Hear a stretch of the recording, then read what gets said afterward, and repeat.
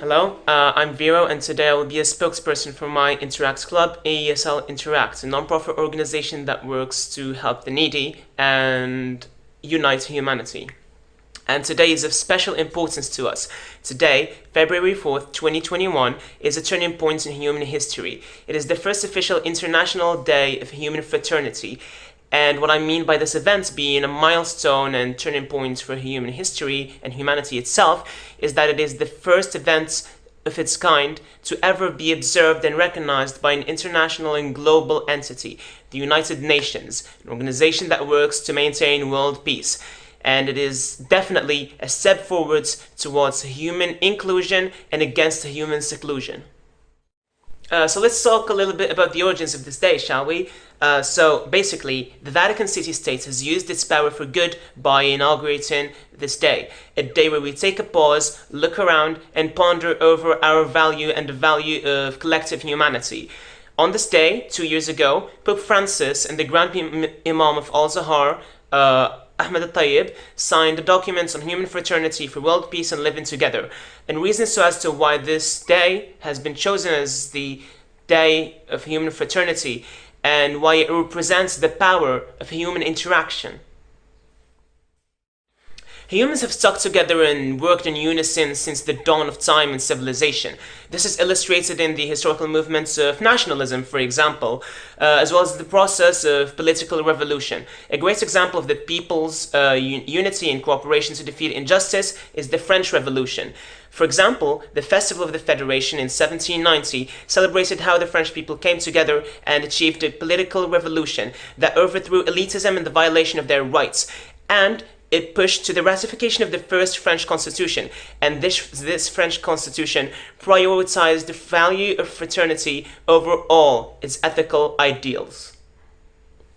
Obviously, the tie between the French Revolution and human fraternity is somewhat ironic, seeing as how the French Revolution wasn't the most peaceful or fraternal of its kind, but there are other worthy examples. For example, I'm going to give an illustration of human fraternity and cooperation and unity from my nation's history, Morocco, and I'm going to talk about the Green March, an historical event in which our people marched in masses through the once called Spanish Sahara. They held Qurans, pictures of King Hassan II, and Moroccan flags. And if this does not represent true coalition to you, I don't know what will. This is a historical illustration of the strength of communal relations, the ties of religious identity, and national belonging and pride, as well as the struggle for independence. All of these values in this event are flawless and picturesque incarnations of the human sense of fraternity, community, and conviviality. Humans are social creatures, there's no denying that. I can say that with absolute certainty. We need one another, especially seeing as how eternal loneliness and solitude drives the human condition towards psychosis, delusion, and a detachment from reality.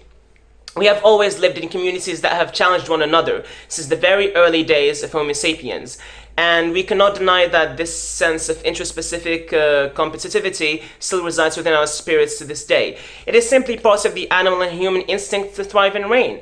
However, the same psychogenetic factor of intraspecific competition is what pushed us to the brink of war, what made us commit mass genocide, and what turned the human condition into absolute misery. No matter what attitude or approach one adopts towards humanity or its worth, one must uphold the value of fraternity above all. It is true that we must appreciate our diversity, but we must also transcend it and go beyond our destructive ids in order to achieve true peace, ataraxia, and fraternity.